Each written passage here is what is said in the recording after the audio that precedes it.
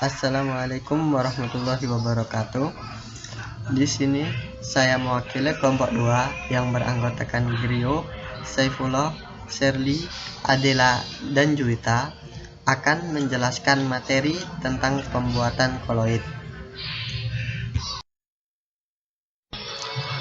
Pembuatan koloid dibagi menjadi 2 cara, yaitu cara yang pertama adalah cara kondensasi dan cara yang kedua adalah cara dispersi. Koloid yang berasal dari larutan sejati dibuat dengan cara kondensasi, sedangkan koloid yang berasal dari suspensi dibuat dengan cara dispersi.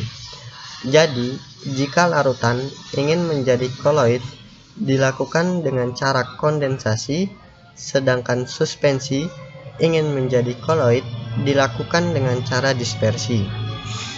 Untuk lebih memahami cara pembuatan koloid secara kondensasi maupun dispersi, alangkah baiknya kita membahasnya satu persatu. Kita akan membahas dari cara kondensasi. Pembuatan koloid dengan cara kondensasi dibedakan menjadi 2, yaitu dengan cara kimia dan cara fisika. Tetapi di sini kita hanya ingin menjelaskan dengan cara kimia. Pembuatan koloid dari larutan sejati dengan cara kimia dapat dilakukan dengan 4 cara, yaitu 1. Reaksi pengenapan, yang kedua ada reaksi hidrolisis, yang ketiga ada reaksi substitusi, dan yang keempat ada reaksi redoks.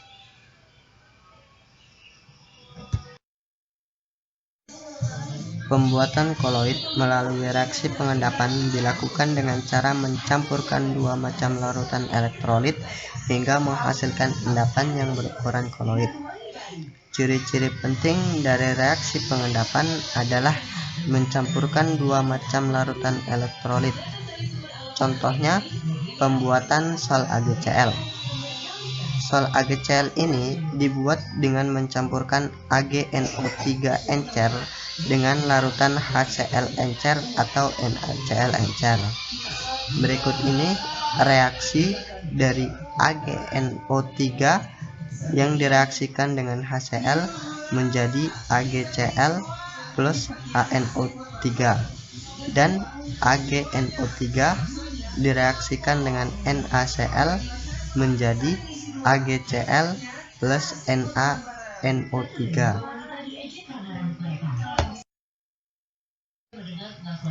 Selanjutnya, yang kedua ada reaksi hidrolisis. Koloid dapat dibuat dengan reaksi hidrolisis, yaitu dengan mereaksikan garam tertentu dengan air. Contohnya, pembuatan sol FeOH3 kali. Caranya, sol FeOH3 kali ini dibuat dengan cara menambahkan larutan FeCl3 ke dalam air mendidih. Larutan FeCl3 akan terionisasi menghasilkan ion Fe3+. Ion Fe3+ ini akan mengalami reaksi hidrolisis menjadi FeOH3 kali. Berikut reaksi dari FeCl3 ditambah dengan air menjadi FeOH3 kali plus 3HCl. Yang ketiga ada reaksi pemindahan atau substitusi. Contoh koloid yang dibuat dengan cara pemindahan yaitu sol AS2S3. Berikut reaksi dari AS2O3 ditambah dengan 3H2S menjadi AS2S3 plus 3H2O. Contoh koloid lain yang dibuat melalui reaksi pemindahan adalah sol belerang. Berikut adalah reaksi dari Na2S2O3 direaksikan dengan 2HCl menjadi 2NaCl ditambah H2SO3 ditambah belerang. Reaksi yang terakhir atau reaksi yang keempat adalah reaksi redoks. Pembuatan koloid dengan reaksi redoks selalu disertai dengan perubahan bilangan oksidasi atau biloks. Misalnya sol emas dan sol belerang. Reaksi dari sol emas yaitu 2AuCl3 ditambah dengan 3HCHO ditambah dengan 3H2O menjadi 2Au ditambah 6HCl ditambah 3HCOOH. Contoh lain dari reaksi redoks ada dari sol belerang dengan reaksi 2H2S ditambah dengan SO2 menjadi 3S ditambah dengan 2H2O. Reaksi lainnya ada H2S ditambah dengan H2O2 menjadi belerang ditambah dengan 2H2O.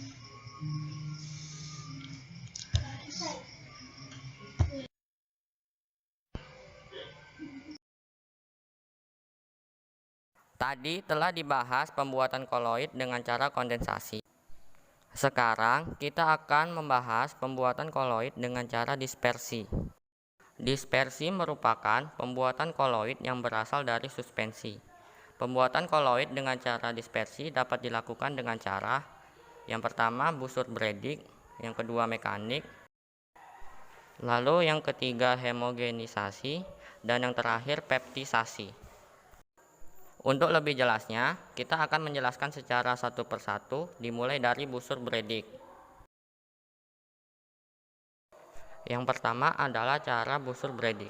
Pembuatan koloid dengan cara busur Bredig sering disebut dengan elektrodispersi. Cara ini dilakukan untuk membuat partikel-partikel fase terdispersi menggunakan loncatan bunga api listrik. Cara ini banyak digunakan untuk membuat sel logam. Logam yang akan dibuat koloid digunakan sebagai elektroda yang dicelupkan ke dalam medium dispersi dan ujung yang lain dihubungkan dengan sumber arus listrik.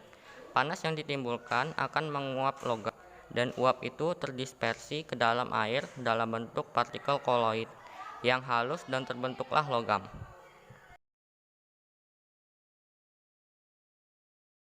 Yang kedua ada cara mekanik. Pembuatan koloid dengan cara mekanik dilakukan dengan cara penggusuran zat padat hingga halus, kemudian didispersikan ke dalam medium pendispersi. Dan yang ketiga ada cara homogenisasi. Homogenisasi adalah cara yang digunakan untuk membuat suatu zat menjadi homogen dan berukuran partikel koloid. Misal untuk membuat koloid tipe emulsi seperti susu. Pada pembuatan susu, ukuran partikel lemak pada susu diperkecil hingga berukuran partikel koloid.